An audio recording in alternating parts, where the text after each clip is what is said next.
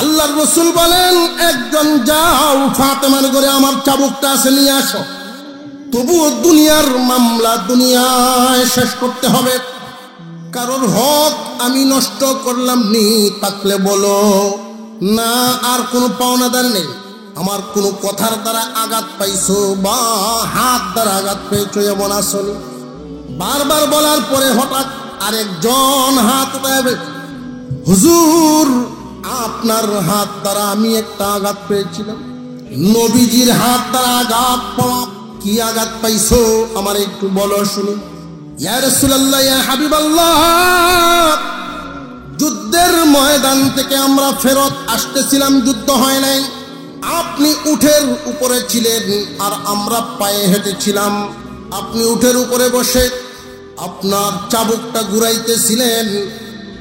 আপনার অজান্তেই চাবুকের আঘাতটা আমার পিঠে আঘাত করছিল। এই একটা আঘাত আমার পিঠে আছে। আল্লাহর নবী বলেন, তাহলে অনুরূপ ওজনের একটা আঘাত তুমি চাবুক দিয়ে আমার পিঠে দিয়া সমান সমান করে ফেল। কিয়ামতের কঠিন ময়দানে যেন আমি আসামি কাঠগড়ায় না দাঁড়াইতে হয়। আল্লাহর পয়গম্বর বলেন, তোমার চাবুক দিয়ে আমারে আঘাত করো যেন হুবহু সমান হয়ে যায়।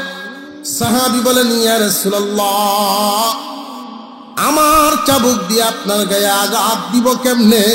ওই দিন চাবুকটা আপনার চাবুক আপনার হাতে ছিল, বদলা যদি হুবহু করা লাগে আপনার চাবুকটাই লাগবে, আমারটা দিয়ে হবে না।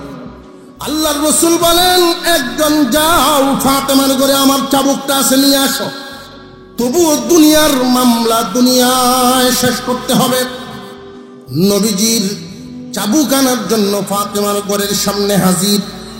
ফাতেমা গো, চাবুকটা দাও। আল্লাহর পয়গম্বর দরকার চাইছেন। হযরত ফাতেমা প্রশ্ন করলেন, এই মুহূর্তে চাবুকের কি প্রয়োজন ভাই? যুদ্ধের কোনো আওয়াজ শুনি নাই, আব্বার শরীরও তো তেমন ভালো না। বাহির থেকে বলে দেওয়া হলো, নবীজির পিঠ মুবারকে চাবুকের আঘাতের বদলা নেওয়া হবে। ফাতেমা রাদিয়াল্লাহু আনহা চোখের পানি ছেড়ে দিয়া কান্দেন। আমার বাবার কোনো ছেলে নাই, এই বাবার পিঠের চাবুকের বদলাটা নিজের পিঠে নিয়ে বদলা আদায় করবে, এমন পিঠ তো নাই আমার বাপের। হাসান হুসাইন, তোমরা দুই ভাই দৌড়ে মসজিদে নববীর সামনে চলে যাও। তোমাদের দুইটা পিঠ উদাম করে দিবা, যত বদলা ইচ্ছা হয় ততটুকু নিবে, তবু আমার বাবার গায়ে যেন কেউ আঘাত না দেয়। চাবুক নিয়ে গেলেন মসজিদে নববীর সামনে। চিত্রটা তখন বুঝেন, এই হালতটা তৈরি হয়েছে উম্মতকে শিখানোর জন্য। কেউ কারোর জুলুমের জিম্মাদার হয়ে জুলুম করে এই মামলা নিয়ে কবরে যাইবা না। দুনিয়ার মামলা দুনিয়ায় শেষ করে যাইবা। সাবধান মুসলমান, সাবধান। আল্লাহর পয়গম্বরের চাবুক হাজির হয়ে গেল মসজিদে নববীর সামনে। আবু বকর সিদ্দিক রাদিয়াল্লাহু তাআলা আনহু, ওমর রাদিয়াল্লাহু তাআলা আনহু ওনারা সামনে গিয়ে বলেন, তুমি কি পাগল হয়ে গেছো? নবীজির পিঠ মুবারক থেকে বদলা নিবা? আমাদের পিঠ থেকে নাও না, আমরা সব নবীজির রুহানি সম্পর্কের রক্তের না। আল্লাহর রাসূলের সামনে হাজির হলো, চাবুক হাতে, তুমি আমার পিঠ থেকে বদলা নিয়ে নাও। সাহাবী বলেন, ইয়া রাসূলুল্লাহ, ওই দিন আমার পিঠ খালি ছিল, আমার পিঠ খালি ছিল। আপনার গায়ে জামা, ওই দিন আমি খালি গায়ে ছিলাম, হুবহু হবে না। আপনার পিঠে যদি আঘাত দিতে হয়, বদলা নিতে হয়, আমার ওই খালি গায়ের মতোই। আল্লাহর রাসূল বলেন, আমি মানুষের সামনে খালি গা হই না, মানুষের সামনে আমি আমার জামা খুলি না, আমার দেহ কাউকে দেখাই না। তবুও দুনিয়ার মামলা দুনিয়ায় শেষ করতে হবে। আসো আমার হুজরার ভিতরে ঢুকি। আমার হুজরার ভিতরে যাই, ওইখানে আমি আমার জামা খুলে দেব, হুবহু বদলা নিবা। চাবুক নিয়ে সাহাবী পিছনে পিছনে যায়। আল্লাহর পয়গম্বর আমার আপনার নবী হুজরার ভিতরে ঢুকলেন। মসজিদে নববীর সামনে কান্নার রুল পড়ে গেছে। নবীজির গায়ে মশা মাছি পর্যন্ত বসে না। আমাদের চোখের সামনে এই হালত, আমরা আল্লাহর পয়গম্বরের এই বদলাটুকু নিজের গায়ে নিতে পারলাম না। হুজরার ভিতরে ঢুকে গেলেন দুইজন, আর কেউ ঢুকবা না, দরজা বন্ধ। নবীজির জামা মুবারক খোলা হলো। সাহাবী চাবুক নিয়ে পিছনে দাঁড়াইছে। আল্লাহর পয়গম্বর পিঠ মুবারক তার সামনে যখন ধরলেন, নবীজির সাহাবী চাবুকটা নিচে রেখে পিছন দিক থেকে মোহরে নবুয়তের মধ্যে চুমা দিয়া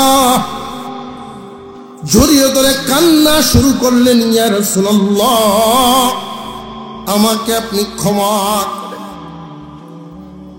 আপনার জবানে আমি শুনেছি ঈমানের হালতে আমার মোহরে নবুয়তে কেউ যদি স্পর্শ করে চুমা লাগায়, তার জন্য আল্লাহর জান্নাত ওয়াজিব হয়ে যায়। এই সুযোগটুকু আমি নিলাম। চাবুকের বদলা কেন গো নবীজি? যেই দিন থেকে ঈমান এনেছি, ইসলামের জন্য, আল্লাহর রাসূলের জন্য জীবন দিতে প্রস্তুত। আপনাদেরকে এই ঘটনা শোনানোর উদ্দেশ্য হলো একে অপরের কাছ থেকে একে অপরকে ঠকানো না। আমরা নিজেদের নিয়ে একটু বিবেক বিবেচনা খাটাই। যদি কোনো জায়গায় ভালো কাজ সংগঠিত হতে থাকে, আমার উম্মত চেষ্টা করবে অর্থ শ্রম উভয়টা দিয়ে শরীক হয়ে যেতে।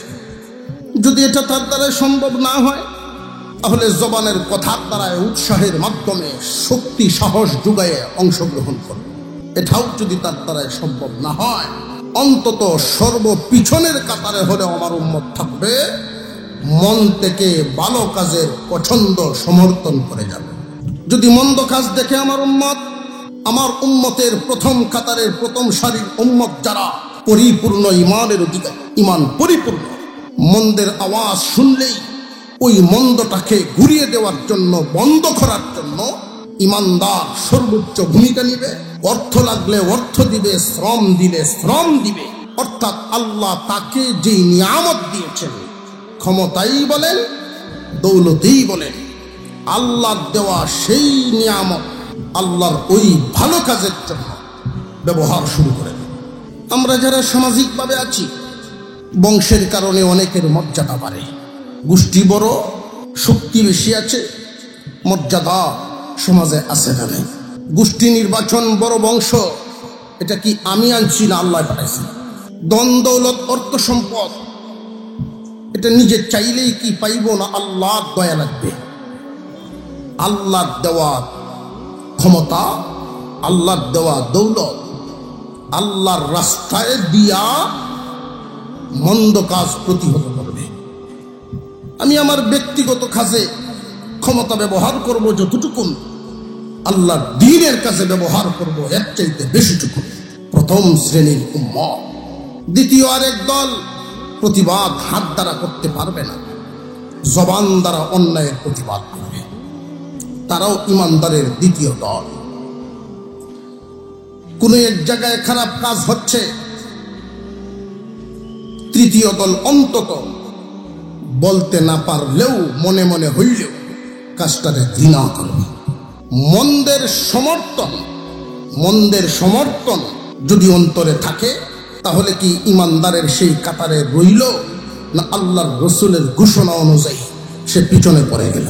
কথাটা বুঝে আসতেছে? নবীজির জন্ম থেকে নিয়ে ওফাত পর্যন্ত পুরা জিন্দেগিকেই বোঝায়। আমাদের বুঝতে হবে, বিভিন্ন এলাকায়, বিভিন্ন গ্রামে বিভিন্ন সংগঠন হয়ে থাকে। সংগঠন একটা শক্তি, এটা ভালো, উদ্দেশ্য ভালো থাকা চাই। নবীজি সাল্লাল্লাহু আলাইহি ওয়াসাল্লাম ওনার জিন্দেগিতে সংগঠন করেছিলেন। তো এই সংগঠনের মাধ্যমে ওনার উদ্দেশ্য কি ছিল? আল্লাহর রসুলের জীবনী শুরু থেকে নিয়ে শেষ পর্যন্ত আমরা শুধু নবুয়তের 40 বছর বয়সের পর থেকে নবুয়তের 23 বছরের আলোচনা বেশি করে থাকি, কিন্তু আল্লাহর রসুল কি 40 বছর বয়সে সরাসরি আসমান থেকে এসেছিলেন?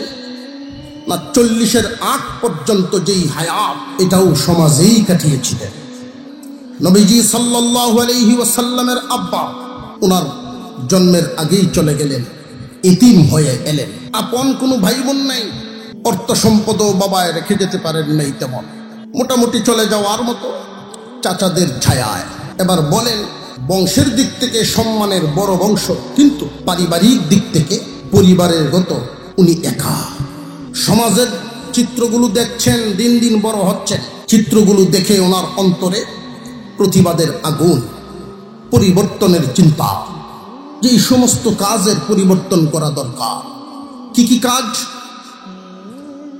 মক্কা নগরীর হালতটা এমন, নবীজি নবুয়তি পান নাই তখন তো মুহাম্মাদুর রাসূলুল্লাহ না, শুধু মুহাম্মদ ইবনে আব্দুল্লাহ। মুহাম্মাদুর রাসূলুল্লাহ 40 বছর বয়সের পরে, এর আগে ছিলেন মুহাম্মদ ইবনে আব্দুল্লাহ। মুহাম্মদ ইবনে আব্দুল্লাহর অন্তরে জাগ্রত হয়, মক্কার প্রভাবশালীরা তাদের শক্তির ব্যয়ে অন্যায়ের ন্যায় বানায় চালায় দেয়। শক্তি ব্যবহার করে, ক্ষমতার বলে অন্যায়টাকে ন্যায় বানায় চালায় দেয়, আর এইটাই সমাজে চলে। প্রতিবাদ করার কেউ নাই, যদি 2-4 জন প্রতিবাদ করে এদের হালত খারাপ হয়ে যায়। হুজুর সাল্লাল্লাহু আলাইহি ওয়াসাল্লাম যুবক মুহাম্মদ ইবনে আব্দুল্লাহ, আপন ভাই নাই, বাবাও নাই, কে শক্তি যোগাবে? বংশ আছে ঠিক, কিন্তু এই বংশীয় শক্তি দ্বারা যে উনি করবেন, বংশের ভিতরেই রাগব বল আছে।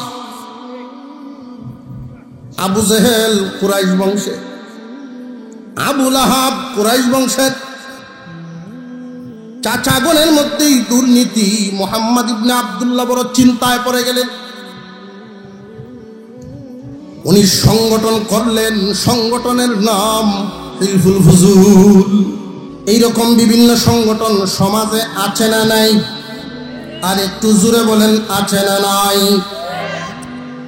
মুহাম্মদুর রাসূলুল্লাহ সাল্লাল্লাহু আলাইহি ওয়াসাল্লাম যখন মুহাম্মদ ইবনে আব্দুল্লাহ সংগঠন দাঁড় করালেন মক্কা নগরীতে, নাম তার হিলফুল ফুজুল। সৎ সাহসী যুবক ওই সংগঠনের সদস্য হয়ে গেলেন। ওনাদের শর্ত, ওনাদের প্রত্যেকের ওয়াদা, একাত্মতা পোষণ করলেন। আপনি যেই কাজে যাবেন, অন্যায়ের প্রতিবাদ করতে গিয়া যদি আমাদের আপনজনরাও সামনে আসে, সংগঠনকে সামনে রেখে আমরা অন্যায়ের প্রতিবাদ করতে পিছপা হব না। জেনে রাখবেন মুসলমান, যুগে যুগে জায়গায় জায়গায় একদল মানুষ আল্লাহর হুকুম জমিনে কায়েম করার জন্য তৈরি হয়। আওয়াজ দেন 2-1 জন, সঙ্গ দেন এদের সাথে অনেকজন। মুহাম্মদ ইবনে আব্দুল্লাহর সঙ্গী হয়ে গেল একদল যুবক। মক্কা নগরীতে কোনো অসহায় সংবাদ যদি দেন, তাহলে এই সংগঠন তার উপরে ছায়া দিয়ে সহায় করে দেন। এই যুব সমাজ ভাঙা রাস্তা তারা ঠিক করে দেন। যুব সমাজ ভূমিকা নিয়ে দুর্বলকে সাহস যোগায় দেন। দুর্বলের উপরে অত্যাচার, এমনি মুহাম্মদ ইবনে আব্দুল্লাহ দুর্বলের পক্ষে যখন দাঁড়ায় যায়, সবল তখন থেমে যায়। কারণ একটা সংগঠন অনেক শক্তিশালী হয়, অনেক পিতার সন্তান সেখানে সম্পৃক্ত,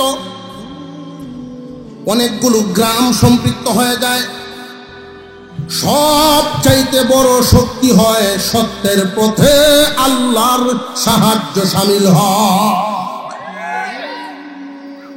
হকের পথে থাকবে, কোনো ভয় নাই, চিন্তা নাই। হক কথা বলতে গিয়ে, হকের পথে চলতে গিয়ে জীবন যদি চলে যায়, শহীদের মর্যাদা। ইয়েতিমের মাল, ইয়েতিমের মাল, আগে তো আর কোনো ব্যাংক সিস্টেম ছিল না। সেই দিন বেশি দূরের কথা না, 20, 25, 30 বছর আগেও দেখছি অনেক ধনীদের বাড়িতে বড় বড় সিন্দুক ছিল। ছিল না ছিল না? পাড়া মহল্লার মানুষরা কিছু টাকা পয়সা হাতে হইলেই সিন্দুকওয়ালা বাড়ির চাইতো ওনার কাছে হেফাজতে রাখত। এই নিয়মটা তখনও চালু ছিল মক্কা নগরীতে। বিভিন্ন ব্যবসায়ীরা ছোট ছোট ব্যবসা করেন, কিছু পয়সা জমা করেন, কেউ কেউ রুজি রোজগার করে পয়সা জমা করে ধনাঢ্যদের কাছে যাইতেন, সংরক্ষিত রাখতেন। এক ব্যাংকের নাম আবু জেহেল, মক্কার ব্যাংকের নাম আবু জেহেল। কিন্তু আফসোসের ব্যাপার হইল, এই ব্যাংক তো রাক্ষসী ব্যাংক, খাইতে জানে, সুযোগ পাইলে পুরাটাই গিলে ফেলে, আর আদায় করে না। কোন বাড়িতে কোনো একজন মানুষ যদি মারা যায়, আবু জেহেল হাজির হয়, ইয়েতিমের মাথায় হাত বুলায় আফসোস করে, হায় রে কত ভালো ছিল, মরে গেল, 2টা বাচ্চা রেখে গেল। তো যারা সাধারণ চোখে দেখতেছেন ইয়েতিমের প্রতি দরদি, আমাকে মাতাব্বর, কিন্তু এই দরদি হইয়াই সুযোগ খুঁজতে থাকে, সুযোগ কি একটা মিলে কিনা। সুযোগ সন্ধানী এই মানুষগুলো বেশি দিন পরবর্তীতে মুহাম্মদ ইবনে আব্দুল্লাহর সামনে আর টিকতে পারে নাই। মুহাম্মদ ইবনে আব্দুল্লাহ বাধা হয়ে দাঁড়ালেন, সাবধান, কোন ইয়েতিমের মাল যদি কেউ গ্রহণ করে ফেলে, হিলফুল ফুজুল সংগঠনে মামলা আসে, আমরা সব একসাথে হয়ে তার বিরুদ্ধে দাঁড়াইব। সংগঠনের চিত্রটা কি ছিল? দেখা গেল পিতা অন্যায় করে ফেলছে, আর সন্তান সেই সংগঠনের সদস্য। প্রতিবাদ করার সময় মুহাম্মদ ইবনে আব্দুল্লাহ বললেন, তুমি সন্তান, আমাদের সবার সামনে তুমি প্রতিবাদ করতে হবে, এটা ঈমানের পরীক্ষা। বর্তমান সময়ে আমরা ওই জায়গাটায় অনেক দুর্বলতায় ভুগছি। যদি দেখা যায় নিজের দলের লোক অন্যায় করে, নিজের বংশের লোক অন্যায় করে, পরিচিত মহব্বতের মানুষ অন্যায় করে, আমি সেই মহব্বতে, সম্পর্কের কারণে, দলের কারণে অন্যায়ের সাথে গিয়ে মিলে যাই, তার সাহায্যকারী হয়েছে। খুব সাবধান। আপনি যদি আপনার নীতি আদর্শকে নিজের হাতে কবর দেন, যার পক্ষে দাঁড়িয়েছেন তার কাছেই একদিন আপনি অসম্মানী হবেন। গোপনে হইল, একা একা হইল, চিন্তা করবো, দেখছি 5,000 দিলে কিনে লাগে যায়। আর যদি অন্যায়ের সাথে আপোষ না করেন, পিতা পুত্র, পুত্র অন্যায় করেছেন, পিতার সামনে হাজির করা হলো, উনি যদি ইনসাফের বিচার করেন, তাৎক্ষণিক সাময়িক দৃষ্টিতে কিছু কিছু মানুষ পিতাকে নিষ্ঠুর ভাবতে পারে, সন্তান পিতাকে নিষ্ঠুর ভাবতে পারে, কিন্তু এই সামান্য কুয়াশাটা কেটে যখন আলো উঠবে, প্রত্যেকের অন্তরে জাগবে পিতা সঠিক, অন্যায়কে তিনি প্রশ্রয় দেন নাই, নিজের সন্তানের মহব্বতে উনার বিবেককে বিক্রি করেন নাই, সম্মান বেড়ে যাবে। বর্তমান সময়ে কিছু মানুষ লোভে অন্ধ। লোভ এমন এক জিনিস, লোভ যদি কারোর উপর সোয়ার হয়ে যায়, আমি একজন মূর্খ মানুষ, উনি লেখাপড়া জানতেন না কিন্তু 10 গ্রামের মাতাব্বর ছিলেন। এমন একজন মূর্খ মানুষ, কিন্তু আল্লাহর দেওয়া যে আকল, প্রাতিষ্ঠানিক শিক্ষা ছিল না, বুদ্ধি ছিল না। আমার বয়স তখন 8 থেকে 10 হবে। দাদা ডাকতাম, উনি আমারে আদর করতেন, বাবা নাই এতিম হিসেবে আদর করতেন, সেটা বুঝি। আমার দেখলেই দেখে নিয়ে কাছে বসে, তো আমার একটা কাম করাইতেন, কামটা হইল তামুক ভরে দেওয়া। উনি উকারাইত,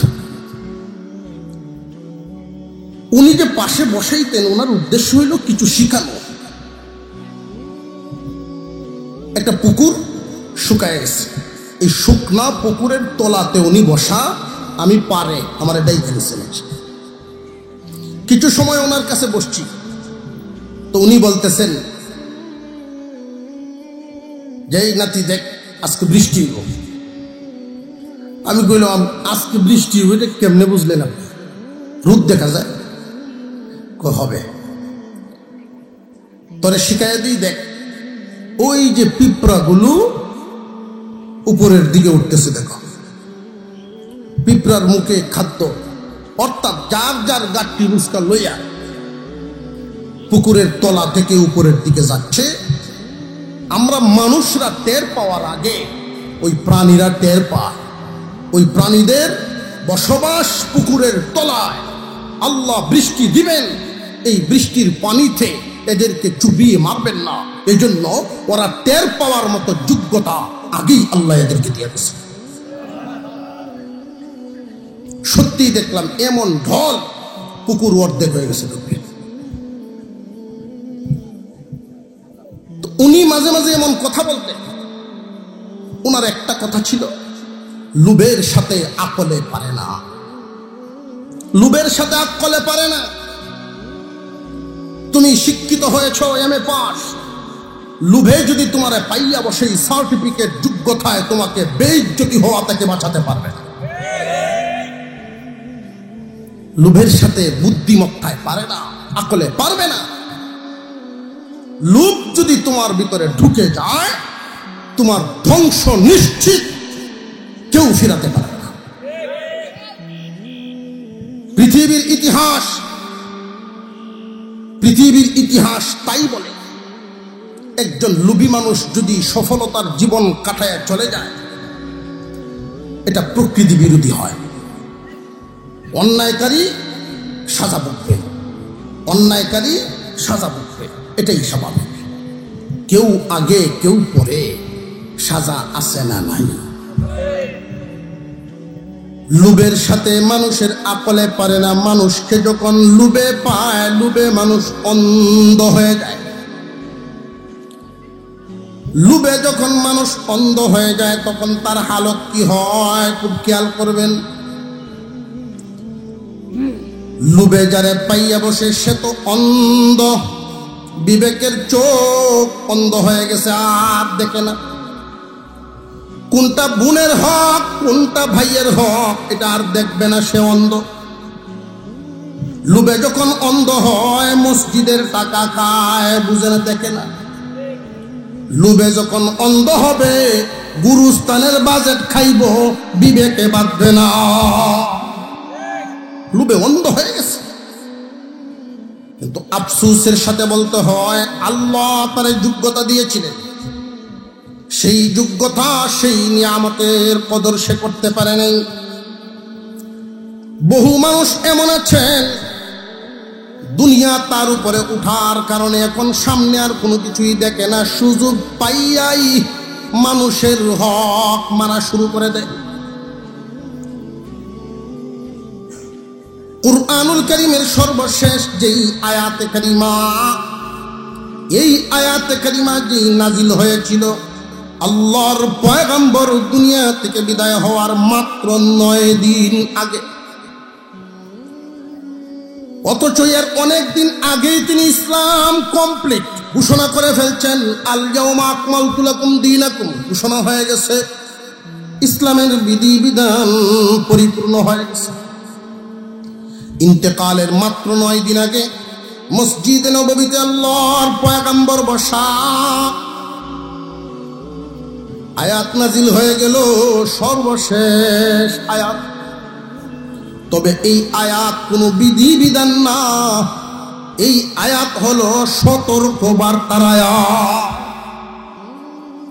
রে আমার উম্মত, যে ইসলাম বিধিবিধান কমপ্লিট করা আছে সেই অনুযায়ী জীবন যাপন করবা। বিশেষ করে তোমরা সাবধান যেন হও অন্যের হকের দিকে। সতর্ক বার্তা আমি মুহাম্মদকে শোনায় দেওয়া হলো, আমি শোনায় দিলাম।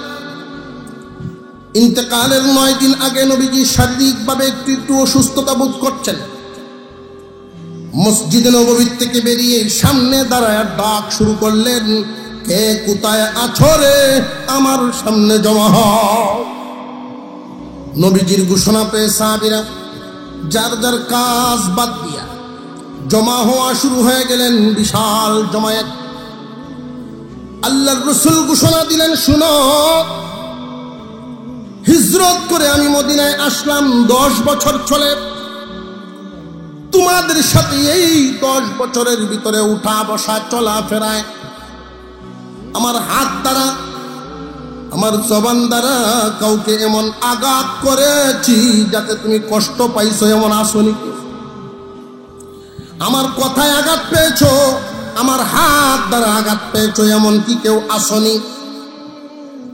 যদি এখানে থাকো তাড়াতাড়ি হাত উঠাও, বদলা লইবা।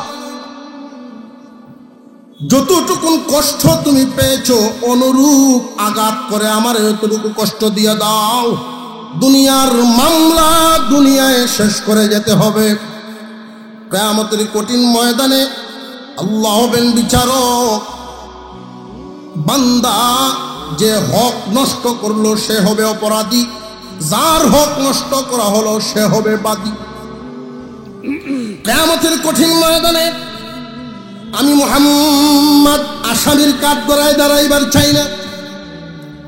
আচনি কেউ এই 10 বছরের ভিতরে আমার কথার আঘাত পাইছে? কেউ হাত উঠায় না। নবীজি বারবার বলতেছেন, আমার হাত দ্বারা কি কেউ আঘাত পাইছনি? আমার কাছে কেউ কোনো পাওনা দাও না কারোর আছে?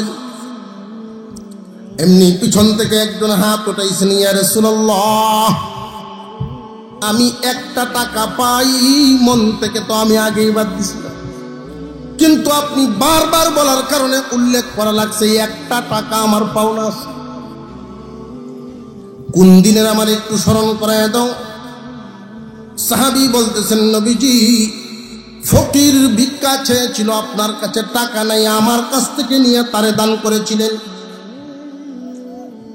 উম্মতে মুহাম্মাদি, আমরা এমন এক পয়গম্বরের উম্মত, যদিও দুনিয়া আখিরাতের বাদশাহী, সৃষ্টি জগতের বাদশাহী আল্লাহ দান করেছিলেন, গরিবীর জীবন যাপন করা উনি বেছে নিয়েছিলেন। আমাদের নবী কিন্তু গরিব না, গরিবের মতো থাকতে ভালোবাসতেন। উনি আসলে গরিব না। যিনি ফু দিলে পাথর স্বর্ণ হয়, উনি কি করে গরিব হয়? ফু দিলে পাথর যদি স্বর্ণ হয়, 3 মাইল প্রশস্ত 8 মাইল লম্বা এক পাহাড়, 3 মাইল প্রশস্ত 8 মাইল লম্বা পাহাড়, উহুদ পাহাড় যদি বলে আপনি আমারে চান, আপনি অনুমতি দেন, আমি স্বর্ণ হয়ে যাই। আল্লাহ পাক আমার আপনার পয়গম্বরকে গরিব বানান নাই। উনি গরিবের মতো থাকতে ভালোবাসতেন, গরিবী হালতে। দানবীর হিসেবে মুহাম্মদুর রাসূলুল্লাহর মতো আর কেউ না। উনি শ্রেষ্ঠ দানবী। আল্লাহর ওয়াস্তে হাত বাড়িয়েছে, কাউকে উনি ফিরত দেন নাই ওনার জীবনে। 1টা টাকা আপনি আমার কাছ থেকে ধার নিয়ে দিয়েছিলেন। আল্লাহর রাসূল বলেন, তুমি চাও নাই কেন? যে হুজুর, আমার সব আপনার জন্য কুরবানি করা মনে মনে আমার। কিন্তু আজকের পরিস্থিতি বলতে বাধ্য করেছে, এই জন্য উল্লেখ করলাম। আল্লাহর নবী বলেন, আবু বকর জলদি আমার ব্যাগ থেকে 1 টাকা পরিশোধ করো, কিয়ামতের দিন আল্লাহর সামনে যেন আমি আসামির কাঠগড়ায় না দাঁড়াই। আমাদের পূর্বপুরুষ বাপ দাদারা যারা ছিলেন তাদের বিবেক বিবেচনা অনেক উন্নত ছিল। দোকান থেকে বাকি নিলে বাজারে বাজারে দোকানে দোকানে ঘুরতেন আর বলতেন কার পাওনা কতটুকুন, কে কোন পাওনাদার আছেন। বর্তমান সময় হলো কারে মেরে কে খাবে এই প্রতিযোগিতা। অনেক মানুষ মনে করে যদি ঠকাইতে পারি তাহলে মনে হয় জিতলাম। সন্তানের মধ্যে যদি দেখা যায় একটা একটু সাদা সিধা সরল সহজ, বাপে তারে বেকলায় সিধা হয়ে কি বাজে খাইব, দিন নাই কি করে যে খাইব। আর আরেকটা 6-9 খুব ভালো বুঝে, 6-9 বুঝে। 6-9 হিসাব করিল কাউরে দেওয়ানের সময়, কোনো কিছু দেওয়ার সময় 9টারে 6 বানায় দেয়, আর লওনের সময় 6টারে 9 বানায় আনে। কেউরে দেওয়ার সময় 3টায় আলি দিতে চায়, সুযোগ পাইলে 3টায় আলি দেন চায়, আর লওনের সময় 5টায় আনতে চায়। তো বাপে কয় না, আল্লাহ একটা ভূত দিছে, বাপ খুব খুশি। জামানা এটা চলতেছে, ঠিক না রে? ঠিক। কেউ যদি মনে করেন ঠকাইলে জিতলাম, বুখার রাজ্যে বাস করেন, বিবেকহীন আপনি। আপনি আখেরি জামানার পয়গম্বরের উম্মত, বিবেক জাগ্রত করে। বাজারে গেছে এরকম চৌগাঙ্গা বাজারের মতো পুরান বাজার, সব ধরনের জিনিসপত্র পাওয়া যায়। তো এখানে কিছু চালাক মানুষ আছে, ফোর খাওয়া। বাজারে একজনের সাথে তার বন্ধুত্ব, সরল সহজ মানুষ, তারে ফাম দিলেই চা খাওয়ায়, মাতবর কইয়া ডাক দে, চা খাওয়ায়। তো একদিন এই 2 বন্ধু করছে কি, ফল মল গেছে, যেখানে ফল ফ্রুট উঠে, গ্রামের আম কলা, যে সময় যে সিজনারি ফল।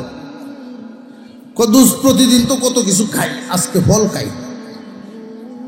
কয় আপনি পছন্দ দেওয়ান কোনটা খাই পাই? ভিটামিন তো কাঠলই বেশি। ঠিক আছে, 2 জনে মিলিয়ে হিসাব নিকাশ পরে করতেছি, আগে গিয়ে লই আই একটা বালা দেখি।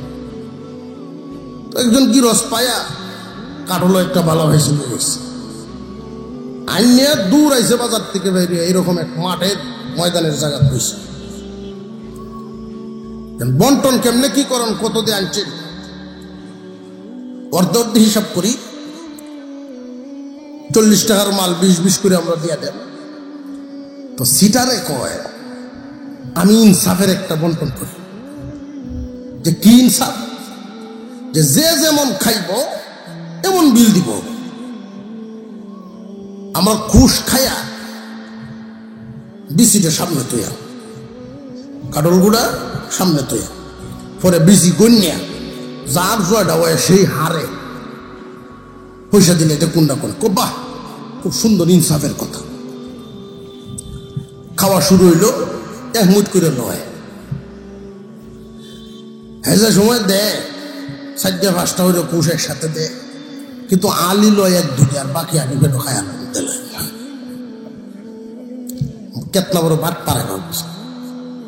খাওয়া শেষ, সরল সহজ মানুষ যেজন, তার সামনে বিসি হয়েছে 25টা, আর তো বাটপা হ্যাঁ সামনে 9টা। কি ব্যাপার, আপনি খাইছেন তো দেখছি মুখ বলে বলিয়া, বিসি গেল কই? বিসি কি ফাঁক আছে যে উড়াতে যাবে? আর এই থেকে কাঁচা গায়ে আছে আপনার সামনে, শব্দ শুনলেন না? না সাবাই আস্থা গিলেন। কোনো কোনো কোষের তো বিসি থাকে না, এই জন্যই হবে এই হালত। আমার 9টা, আপনার 25টা। তাহলে 9টা বিসির হিসাব আর করার দরকার নাই, পুরা কাডলের আমি দিচ্ছি আপনার দলত। আপনার মন বড়, এটা জানতাম। মনে মনে টকাইলাম, জিতছি, মনে মনে জিতছে। রাত্রে যখন বাসায় গেল, বিবি সাহেব বলতেছেন ভাত খান, ভাত বাড়ি। কয় না গো, ফেটটা দিয়ে ভুলা ভোলা বড়া বড়া লাগতেছে, তখন খাইতাম না। এই যে আস্তা কাডলের বেশি খাইছে, পেটও গড়াগড়ি শুরু করছে, পেট ফুলছে। রাত্রে শুইছে, অর্ধেক রাইতই ফের একটা গুরান দিছে। গুরান দিতেই তো তার আর ঘুম ভাঙ্গিয়া উঠ নাই, এমনি দরজা খুললিয়া কইতো কই যাইব। আসলে তো তার জরুরত সারানোর কথা, এমনি তাড়াতাড়ি গিয়া কামটা সারছে। কাম সাইয়ে দেখে নিজের বিছানা আমাদের বই আমরা এমন ভুল তো করি না সাধারণত। ফেসাব করলেও বেটা আরেকজনের জায়গা তো একটা সাক্ষা দিবে, বলুন এরা হিসাবই লোক তো নিজের কে তো আচ্ছা যাক যা ওইবার আয়া শুইছে। শেষ রাত্রে খুব কাদায় ঢল নামছে। সকালে ঘুম থেকে উঠতে পারে নাই, সারা রাত যেহেতু গড়াগড়ি। বিবিসা উঠছে গো, ফোলাফান্ডে ডাকতেছে, তোরা উঠলে যে ডল নামছে উড়ানো পানি লাগছে। না জানি সামনের এই বিশ্রাম ক্ষেতের কি হালত, মরিচ করছে এগুলো কিছুক্ষণ পানির তলে তাহলেই শেষ। ফল্লাটা কাটতে দে, পানিটা লমক আর মরিচ যেটি ফোর্সে একটু হয় বেশ করা গা। তো ফুলাফান খেত গিয়া ফল্লা কাটছে, পানি নামতেছে, আর ওরা মরিচ টুকাইতেছে। মরিচ টুকাইতে টুকাইতে পানি লাগবে শেষ। এরা ছায়া দেখে ক্ষেতের কোনা কোটি কাডল বেশি চকচক করতেছে। সেটা রাজ্যে কামড়া বানাইছে তো ভুলা মানে কাডল বেশি সব লই মায় জিগাইছে কাডল বেশি করতে যে আমরা ক্ষেতের কোনা পাইছি। কমনো কোনো ভুলা মানে কাডল চুরি উড়ে নিয়ে খাইছে। তো বালা করছ জানছস, তোর বাপে রাত্রে ভাত খাইছে না, শরীরটা একটু জ্বর, তা আমি একটা বর্তা বানায় দিলে জ্বরের মুখ সাইডে ভাত খাইব না। এই কাডল বিচি সিদ্ধ দেয়া ভাই জিয়া, শুকনা মরিচ দিয়া সরিষার তেল সাথে দিয়ে বর্তা বানায় দিছে। আর এই বুজুর্গ ঘুমোতে উঠিয়া এই কাডল বিচির বর্তা দিয়ে 2 তাল খাইছে। আগে 2 তাল খাইয়া কই খুব মজা হয়েছে। কাডল বিচি ভাইলা কই, আগে খায়া পরে খবর লয়। যারা তাকওয়াওয়ালা সঠিক মানুষ খবর লইব আগে, ফেরত দিব পরে। আর সামনে ভাইলাম খাইলাম বেদ বিষাদ নাই, এদের হালত হইল মজা লাগবো যেটা খাওয়ার পরে খবর লইব, পাওয়া যাইবার একবার কোনাম। ও কি গো কাডল বেশি ভাইসলা কই, বউ তোমার কভাল, তোমার তুপ দিতে আছে, তোমার কভালে দিছে। আমরা ক্ষেতের কোনার মধ্যে ছোটো ফুলা বাড়িতে ভাইছে, আমরা ক্ষেতের কোনা এখানে হরিয়া সিরে দিয়ে আনছি, সর্বনাশটা করছে, সর্বনাশ করিয়াছি। ও কি সর্বনাশ, তোমার টেন কম যেত না, অন্য কেউ শুনলে অসুবিধা নাই, তোমার কাছে কম যেত। আমি মনে মনে ভাবতাম যে ঠকাইলেই মনে হয় জিতলাম, কিন্তু আজ গোয়া খায়া বুঝলাম যে ঠকাইলে জিতা যায় না, ঠকাইলে জিতা যায় না, উল্টা আরো অন্য কিছু খাইতে হয়। কেউ যদি কাউকে ঠকায় এর বিচার সামনে আসে না নাই। নবীজি সাল্লাল্লাহু আলাইহি ওয়াসাল্লাম বারবার বলতেছেন, আমার দ্বারা কেউ আঘাত পাইছনি। আমি যেই আয়াত আপনাদের সামনে তিলাওয়াত করেছিলাম শুরুতে, নবীজির একখানা হাদিস তিলাওয়াত করেছি। আমার তিলাওয়াতকৃত আয়াতে আল্লাহ পাক রব্বুল আলামিন বলেন, ইয়া আইয়ুহাল্লাযীনা আমানু, হে ঈমানওয়ালারা, উদখুলু ফিস সিলমি কাফা, প্রবেশ করো পরিপূর্ণভাবে ইসলামের ভিতরে। লক্ষ্য করে দেখেন, আমরা মুসলমান কিন্তু পরিপূর্ণভাবে ঢুকতে পারিনি। বিভিন্ন ধরনের বাধা। এই বাধা কে দেয়? আল্লাহ সেটাও ঘোষণা দিয়েছেন, দেয় শয়তানে। কখনো কখনো মানুষের রূপ নিয়ে শয়তান, দুই ধরনের, জিন শয়তান আর হলো মানুষ শয়তান। পরিপূর্ণভাবে ইসলামের ভিতরে আমরা ঢুকতে পারি নাই। লক্ষ্য করে দেখি সমাজের চিত্রটা, আমার আপনার দৈনন্দিন জিন্দিগির হালত।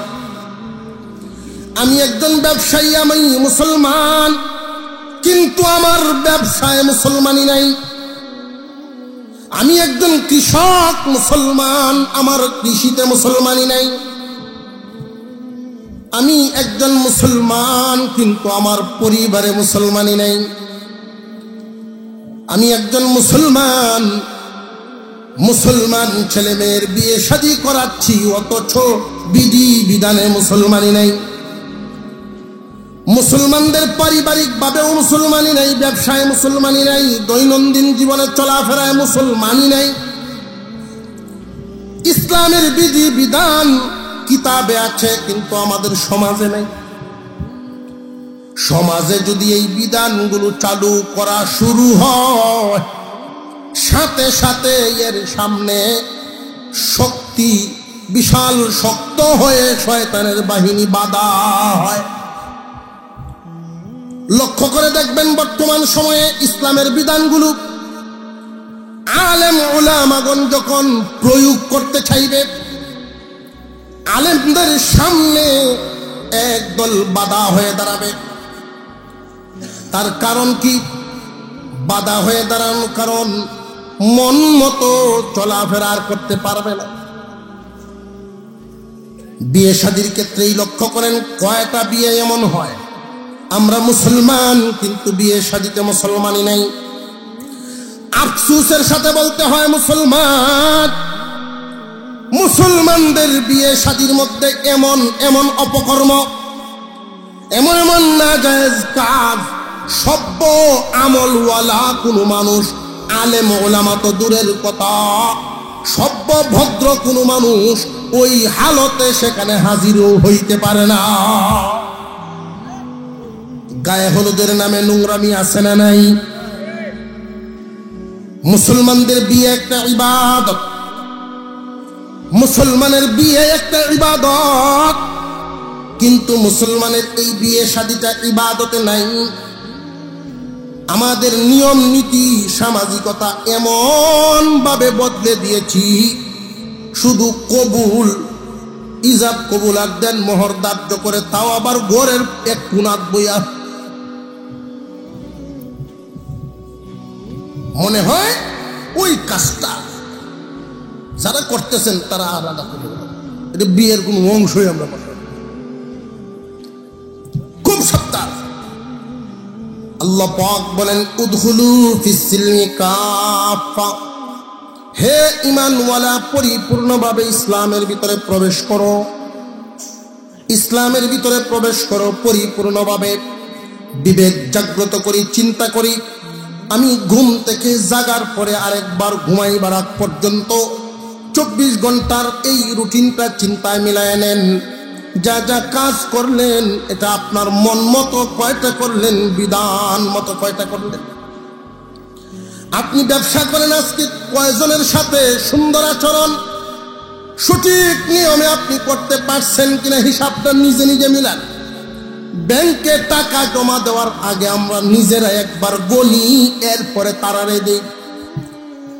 নিজের আমল নামা ফেরেশতারা গণবার আগে নিজের হিসাব নিজে মিলা। পরিপূর্ণভাবে ইসলামের ভিতরে ঢুকো। তোমার হাত দ্বারা যেন আর একজন ক্ষতিগ্রস্ত না হয়। বর্তমান সময়ে একদল মানুষ পাগল পাড়া চলাফেরা, খুব খেয়াল করবেন। সমাজে যা দেখতেছি, একদল গিয়েছে আর একদল সেজেছে। খুব সাবধান হয়ে যান, খুব সাবধান। ইবরত হাসিল, শিক্ষা গ্রহণ করবেন ইতিহাস থেকে। ইতিহাস থেকে এই শিক্ষা। কুরআনুল কারীমে উল্লেখ হয়েছে ফেরাউনের কথা। কি কথা? যে ফেরাউন ছিল অত্যন্ত শক্তিশালী সোলজারওয়ালা বাদশাহ। ফেরাউনের বাহিনী ছিল বিরাট শক্তিধর আর্মি। কিন্তু এই ফেরাউনের অপরাধ বাড়তে বাড়তে বাড়তে বাড়তে এমন এক হালতে পৌঁছে গেছে, আল্লাহ পাক তারে এমন ভাবে মারছেন, পানিতে চুবাইয়া মেরে কিয়ামত পর্যন্ত দুনিয়াবাসীর জন্য সুটকি বা দেখো আর শিখো, দেখো আর শিখো। এই জমিনে কেউ জুলুম করে বাঁচতে পারে না। এই জুলুমের শিকার সেও একদিন বুঝবে আমি কি করলাম, কি পাইলাম। যে সমস্ত মানুষদেরকে তুমি ভুগাইবা, যে সমস্ত মানুষদের উপরে জুলুম করবা, আজকে একজন দুর্বল পায়া, সুযোগ পায়া তুমি তার উপরে জুলুম করে ফেললা। এই জুলুম করতে করতে দুর্বলরা অত্যাচারিত, জুলুমের শিকার। এই মজলুম ধৈর্য ধরতে ধরতে, সহ্য করতে করতে আল্লাহ পাক রব্বুল আলামিনের দরবারে যখন তোমার পাপের বোঝাটা ভারী হবে, মজলুমদের অন্তরে আল্লাহ সাহস জুগায় দিবেন। পরিস্থিতি দেখেন, ইতিহাস আমাদেরকে এই শিক্ষা দেয়। আল্লাহ যখন যার ধ্বংস সামনে এনে দেন, শক্তিশালী লাগে নাই, আবাবিল পাখির দ্বারায়, আবাবিল একদল পাখির মাধ্যমে আব্রাহার মতো হস্তি বাহিনী নিঃশেষ করেছেন আল্লাহ। আমাদের দেশে এই 14-15 বছরে আন্দোলন কি কম হয়েছিল? বড় বড় আন্দোলন, কোন আন্দোলনে কোনো খুঁটি নাড়াইতে পারে না। কিন্তু আল্লাহ যখন চাইছেন, এই আবাবিলের মতো ছোট ছোট শিশুদের দ্বারা এমন নাড়াইছে, কাফর সাথে নেওয়ার সুযোগ না। শিক্ষা হাসিল করা দরকার। আজীব ব্যাপার, পৃথিবীতে নজিরবিহীন। সারা পৃথিবীতে কি নজির? যে ওয়ার্ড লেভেলের যে নেতা ছিল সেও দৌড়, কোন এমপি তো নাই, ওয়ার্ডের যে মেম্বার সেও নাই, গাছ নাই, ডাল নাই, ফাতি ডাল নাই, মাথাও নাই, এমন নজির পৃথিবীতে। সেখান থেকে যদি শিক্ষা না নেয়, কেউ যদি বুকা ফাঁকা ক্ষুধার্ত হিংস্র আচরণ করে, যে ফাইলাম যা দৌড়তে পারি দৌড়ে ফেলি, হয়ে গেছি, অসম্ভব।